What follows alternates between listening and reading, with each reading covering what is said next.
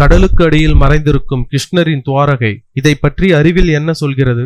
36 ஆண்டுகளில் ஒரு பேரரசு எப்படி காணாமல் போனது?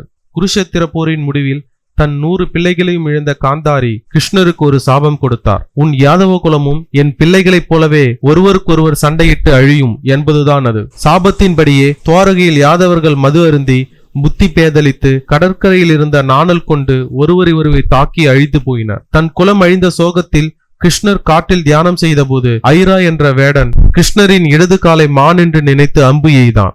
இதுவே கிருஷ்ணரின் அவதார முடிவுக்கு காரணமாக அமைந்தது. கிருஷ்ணர் வைகுந்தன் சென்றவுடன் அர்ஜுனன் கண்முன்னே துவாரகை நகரமும் கடலுக்குள் முழுகத் தொடங்கியது.